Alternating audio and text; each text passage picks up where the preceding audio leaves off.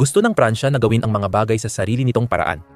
Sumusunod ito sa sarili nitong mga patakaran at tinatahak ang sarili nitong landas, tumatangging sumabay sa karamihan o gawin ang ginagawa ng iba. Pinakamalinaw ito sa kanilang militar. Ang sandatahang lakas ng Pransya ay palaging kilala sa kanilang hindi inaasahan at medyo kakaibang mga kilos. At totoo pa rin ito hanggang ngayon. Sa totoo lang, halos walang saysay ngayon ang hukbong sandatahan ng Pransya. Gayunpaman, kahit na mukhang kahinaan ito sa una, isa talaga ito sa mga dahilan kung bakit napaka-epektibo ng hukbong sandatahan ng Pransya. Mabilis silang nagiging isa sa pinakakinatatakutang at pinakamalalakas na puwersa, hindi lang sa Europa kundi sa buong mundo.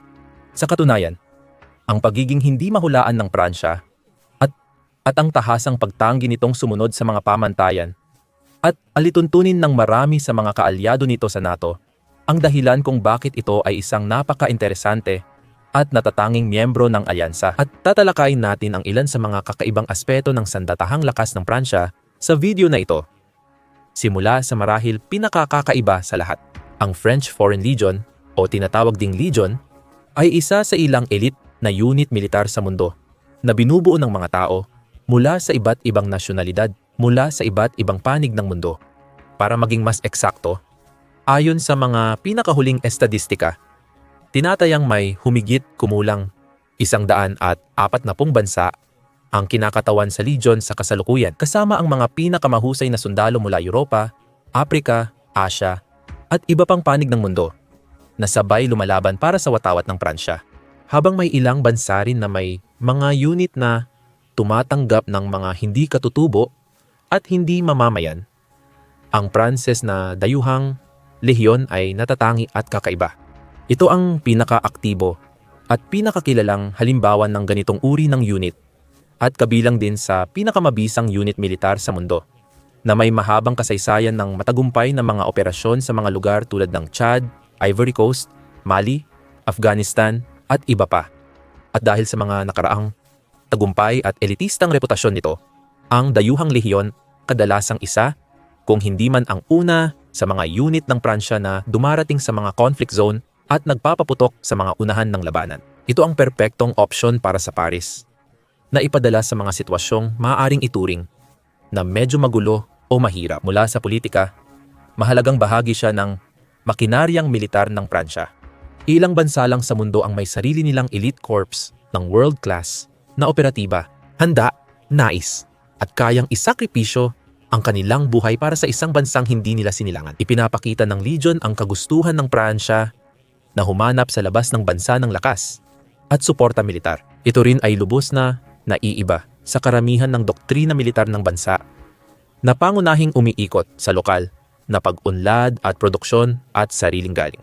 Sa katunayan, habang maraming ibang bansa, kabilang na ang mga pangunahing puwersang militar, ay gumagamit ng halo ng mga kagamitang dinisenyo sa loob ng bansa at iba pang mga sandata, bala, at sasakyang galing sa ibang bansa. Ang Paris ay pilit gumagamit ng mga gamit na gawa sa Pransya at handang sumuway sa uso at huwag sundin ang halimbawa ng mga kaalyado nito. Pagdating sa kung anong uri ng mga sandata, sasakyan, at iba pang kagamitan ang kanilang bibigyang prioridad, kunin na lang natin bilang halimbawa ang Jaguar.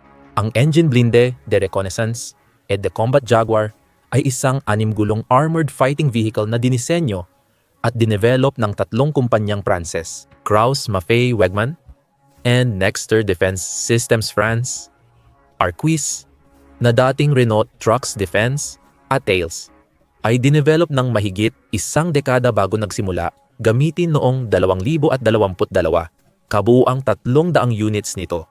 Ang ilalabas hanggang 2035 na bawat isa ay nagkakahalaga ng mga 6 na milyong euro o 7 milyon.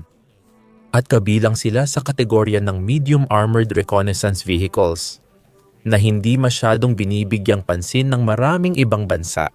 Sa katunayan, maraming bansa ang tinanggal na ang ganitong uri ng mga sasakyan noon pa man.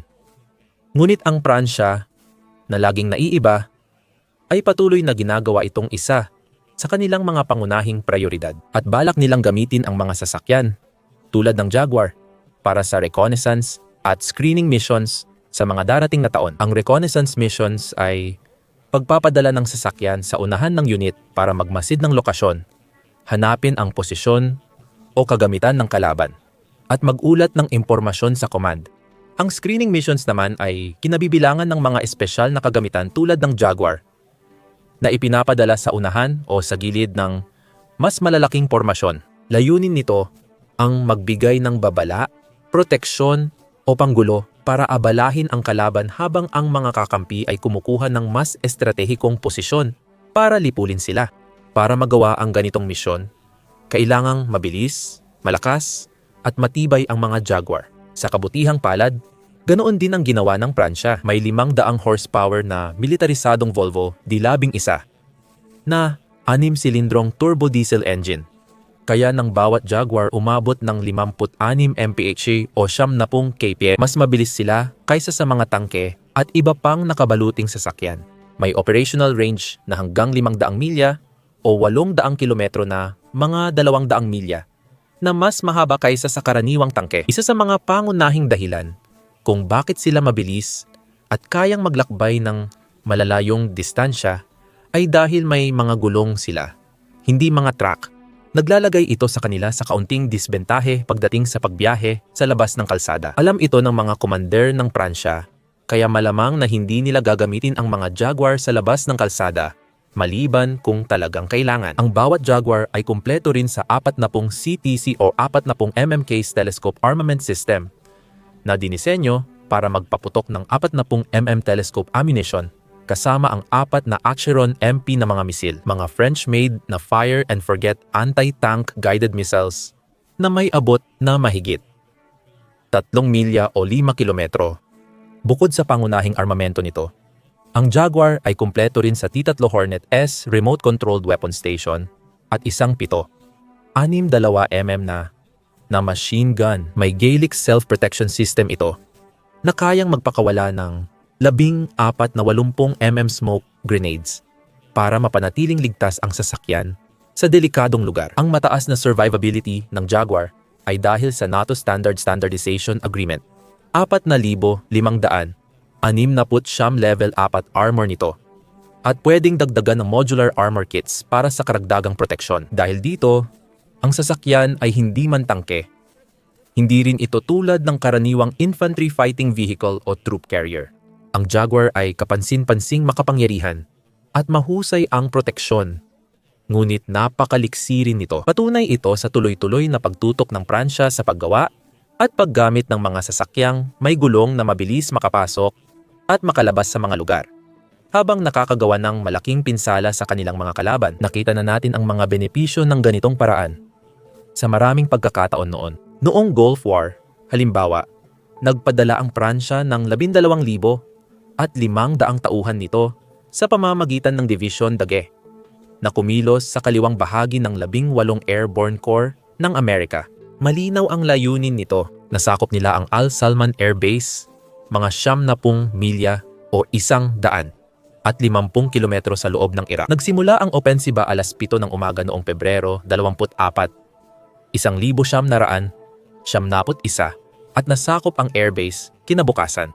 Nilipol ng puwersang Pranses ang ika-45 Mekanisadong Infantry Division ng Iraq, kung saan 2 lang sa kanilang tropa ang napatay at kaunti ang nawalang kagamitan. Isa ito sa pinakakahanga-hangang operasyon ng digmaan. Habang naghahanda pa lang ang ibang puwersa ng koalisyon para sa labanan at susunod na hakbang. Sa mga sumunod na araw at linggo, nanguna ang Pransya at agad nilang natupad ang kanilang mga layunin. At malaking bahagi nito ay dahil sa maraming mabilis na armored vehicles na nasa kanilang arsenal noon, kabilang ang Véhicule de l'Avant Blindé Armored Personnel Carriers, AMX-10 RC Wheeled Fighting Vehicles, at ERC-70 Reconnaissance Vehicles. Ang Jaguar ang papalit sa 3 sasakyan, magdadala ng bagong henerasyon ng kahusayan sa isang puwersang kilala bilang isa sa pinakamabilis at pinaka-epektibo sa mundo. Hindi perpekto ang mga medium armored vehicles tulad nito. May mga kapintasan at kahinaan din. Halimbawa, mahihirapan sila sa mga lugar na maraming drone.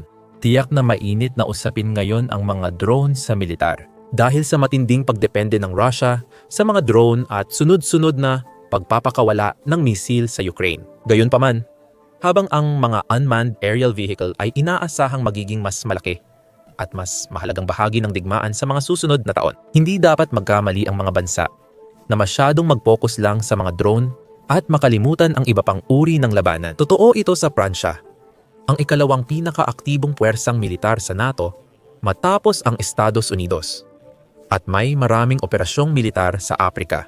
Doon, sa mga bansa tulad ng Mali, Syria at Chad, nakalikom ng napakaraming karanasan ang mga puwersa ng Pransya sa pagsasagawa ng mga misyon laban sa terorismo at laban sa mga rebelding grupo sa hindi mabilang na mga pagkakataon. Dahil paulit-ulit na kailangang gumanap ng Paris bilang tagapamayapa sa mga bansang dati nitong kolonya, nangangailangan ng pagiging flexible ang mga ganitong misyon.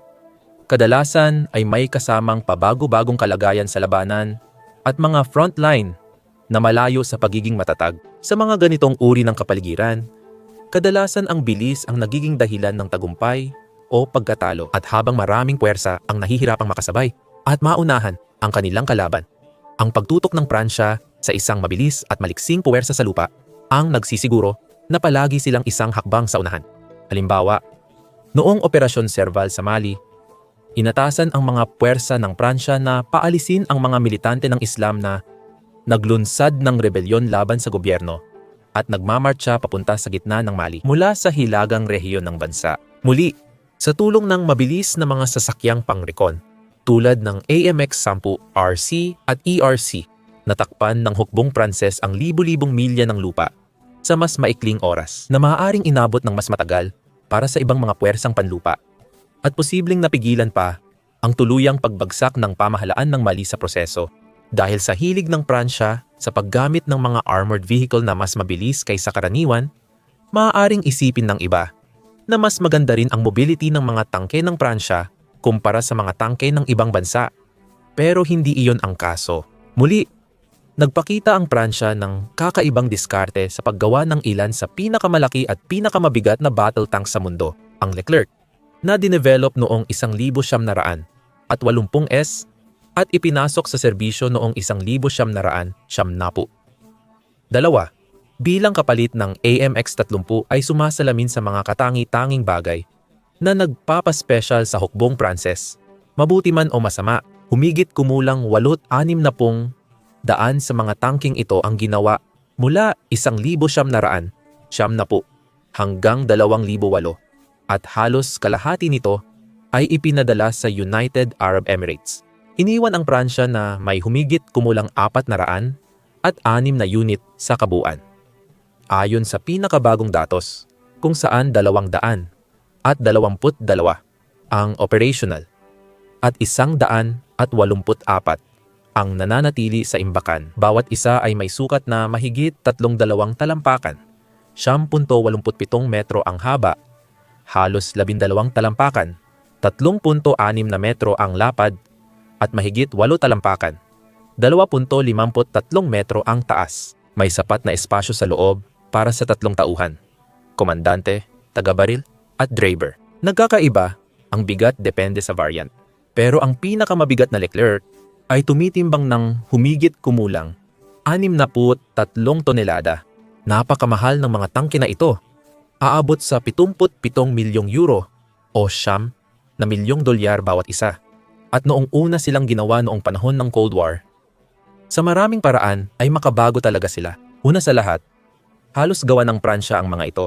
Ibig sabihin, halos lahat, mula truck, armor, at iba pa, ay gawa sa Pransya. Malayo ito sa ibang mga pangunahing tangke ng labanan, na maaring may makina mula sa isang bansa, chassis mula sa iba, fire control system mula sa iba pa, at iba pa. Napaka-ambisyoso rin ng disenyo ng Leclerc, dahil layunin ng Pransya na manguna sa katumpakan, abot, at lakas ng putok ng tangke. Para matupad ang pangarap na iyon, gumawa ang mga koponan ng unang digital fire control system sa mundo na kayang automatikong mag-track ng target. Mas advanced ang thermal imaging kaysa sa karamihan ng NATO tanks noon, at isang makabago. Bagaman medyo mataas ang maintenance na autoloader, na nilagyan ng CN-120, 26 o Mordel F1, smoothball 100, at 20 tank gun 100.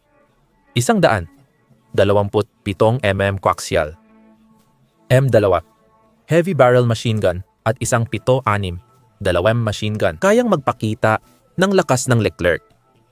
Bagamat di ito ang pinakamabilis, matibay o pinaka-advanced na tangke, mahusay nitong nagampanan ang layunin ng Paris sa mga taon. Nagbibigay ito ng matibay na pundasyon para sa Pransya na i-upgrade ang Leclerc fleet sa Leclerc XL RAS na may mga bagong upgrade gaya ng remotely operated turret gun, karagdagang modular armor, rear cage armor, at modernong electronic networked architecture. Ang Leclerc ay sumasalamin sa malayang pananaw ng Pransya sa militar. Hindi ito perpekto, pero nagagawa ang trabaho. Ginawa ito para sa tungkuling iyon. Tulad ng Jaguar at iba pang kagamitan ng Pransya, nagbibigay ito sa Paris ng natatanging gamit, isang bagay na natatangi at kakaiba kumpara sa karamihan ng ibang pangunahing tangke ng labanan na ginagamit sa buong alyansa ng NATO. Dahil dito, mas maraming paraan ang Pransya kaysa sa karamihan para gulatin ang kanilang mga kalaban, suwayin ang kanilang mga inaasahan, at lituhin ang kanilang mga opisyal na namumuno. Maraming bansa sa buong mundo ang gumagamit ng German Leopard 2 tanks halimbawa, o American M1 Abrams. Kaya ang mga bansa tulad ng Rusya ay palaging naghahanap ng mga paraan para kontrahin at sirain ang mga partikular na uri ng tangke na iyon. Dahil ang Leclerc ay ginagamit lamang ng Pransya at United Arab Emirates, ito ay mas hindi kilala at may potensyal na magpakitang gilas ng higit pa kaysa sa ipinapahiwatig ng mga teknikal nitong detalye. Kahit hindi nangunguna ang Pransya sa paggawa ng tangke, nakalikha ito ng ilan sa pinakamaimpluwensya at modernong kagamitang militar sa ibang kategorya. Halimbawa, naging game changer ang Caesar self-propelled howitzer nang inilunsad ito. Hanggang ngayon, mahalaga at relevant pa rin ito. Ginamit na ito ng mga operator sa Europa, Africa at Asia sa mga labanan gaya ng sa Mosul, Bagus at digmaan ng Russia at Ukraine. Ang Caesar ay isang daan at 55 52 caliber na self-propelled kanyon na kayang magpaputok ng 39 52 caliber na NATO standard na bala. Nakakabit sa 6x6 o 8x8 truck chassis para sa mabilis at natatanging mobilidad. Pinapagana ng Autonomous Weapon Network, kaya nitong tamaan ng eksakto ang mga target na hanggang 25 milya o 40 kilometro gamit ang extended range full-bore na bala. Ngunit kaya rin nitong magpaputok ng mas malayo gamit ang rocket-assisted o smart munitions na kayang tumama hanggang 55 kilometro. At ito ay dahil lamang sa likas na malayang pag-iisip ng Pransya, kaya naging posible ang Caesar. Mula simula, nagpasya ang Pransya na maging kakaiba, habang ang ibang bansa ay gumagawa ng mas mabigat at demobile na mga sistema. Nangarap ang mga inhinyero ng howitzer na kayang magpaputok ng mas malayo at mag-deploy ng mas mabilis kaysa sa dati. Nagkaroon sila ng kalayaang subukan ang ideyang iyon, kaya nagresulta ito sa Caesar. Halimbawa ito ng doktrina ng France na nakatuon sa bilis at kahusayan, bunga ng kanilang kumpiyansa at paniniwala na gawin ang mga bagay sa sariling paraan. Nagbunga ito ng marami pang kapanapanabik na inobasyon, mula sa French Rafale jets, na kabilang sa pinakamagagaling sa buong mundo, hanggang sa kasalukuyang Scorpion program nito, na layuning gawing moderno ang hukbong sandatahan ng bansa, sa paraang hindi pa nagagawa noon. Hindi lang sa pagpapakilala ng mga bagong sasakyan, tulad ng nabanggit na Jaguar at Griffin, kundi pati na rin sa pag-iisa ng mga puwersa nito sa pamamagitan ng isang sentralisadong sistema ng impormasyon na magpapahusay sa kakayahan ng hukbo sa paggalaw sa labanan, networking, at komunikasyon, na magdadala ng higit pang kahusayan sa isang hukbong kilala sa mabilis nitong pagtugon. Ngunit lampas pa sa mabilis nitong mga armored vehicles at supercharged self-propelled howitzers. Marahil ang pinakamahalagang bahagi ng palaisipan ng militar ng Pransya ay ang kanilang nuclear arsenal, na tinatayang may 200 at 90 na mga sandatang nuklear sa kanilang pangalan. Ang Paris ay may ika-4 na pinakamalaking stock ng nuclear warhead sa mundo, pero ginagamit nila ito ng iba kaysa sa karamihan ng nuclear power sa mundo, sa 3 natatanging paraan. Hindi kasali ang Pransya sa kasunduan ng NATO, kung saan ang United States at United Kingdom ay nagbabahagi ng nuclear warheads sa mga bansang walang nuclear, gaya ng Belgium, Germany at Italy. Sa halip, Ang Pransya ay may ganap na kontrol sa buong arsenal nito sa lahat ng oras. Pangalawa, di tulad ng ibang nuclear powers, ang Pransya ay hindi sumusunod sa mutually assured destruction, kundi sa mahigpit na kasapatan. Sa madaling salita, maraming bansa ang nangangakong gagamit lang ng nuclear weapons kung mauuna ang kalaban, pero hindi ito ipipinangako ng Pransya. Sa halip, pinapatakbo nito ang isang arsenal na may sukat na sapat lang para epektibong burahin ang puwersa ng kalaban. Kabilang na ang Rusya. Nakakatulong itong bawasan ang gastos sa pagpapanatili, habang nananatili pa ring banta na pumipigil sa sinumang sasakop o babanta sa kanilang soberanya. Pangatlo, at marahil ang pinakamahalaga sa lahat, inilalaan ng Pransya ang karapatan na magpaputok ng nuclear warning shots laban sa mga kalaban nito, kung sa tingin ng bansa ay sapat na ang panganib na nararanasan nito. Halimbawa, kung nagmamartsa na ang mga puwersa ng Rusya sa hangganan. Hindi lang ito maghihintay o aasa sa diplomasya para ayusin ang sitwasyon. May kakayahan itong magpakawala ng maliit ngunit delikadong taktikal na sandatang nuklear para ipagtanggol ang sarili at pigilan ang kalaban sa karagdagang pananakop. Tunay na natatangi ang sistemang ito, tulad ng iba pang bahagi ng sandatahang lakas ng Pransya. Balang araw, maaaring ito ang pinakamahalagang salik sa pagprotekta sa Pransya laban sa pananakop. Dahil habang ang ibang mga bansa ay maaaring magpatumpik-tumpik, mag-atubili at magdalawang isip, napatunayan na ng Pransya ng paulit-ulit na mas handa itong magpaputok muna at magtanong na lang pagkatapos. Ang dedikasyon ng Pransya sa inobasyon, matapang na pag-e-eksperimento at paglabag sa hangganan ng inhinyeriya ang dahilan kaya ito'y isa sa pinakamapanganib na kalaban sa sinumang hahadlang dito. Ngayon, pwede mo nang malaman ang tungkol sa mga inobasyong militar ng Pransya at epekto nito sa digmaan ng Russia at Ukraine. Sa videong ito, tatalakayin kung paano nangako ang Paris ng 100 pinakamahusay na fighter jets para suportahan ang layunin ng Kiev. Kung nais mo ng mas malalim na talakayan sa kasaysayan ng militar ng Pransya, panoorin ang retrospective na ito kung paano sila naging pangunahing military superpower. Sapat na malakas upang makipagsabayan sa mga tulad ng Russia at China, kahit na mas maliit ito kumpara sa kanila. Huwag kalimutang mag-subscribe sa aming channel para sa mas maraming pagsusuri, pag-aanalisa, at pinakabagong balita tungkol sa militar sa iba't ibang panig ng mundo.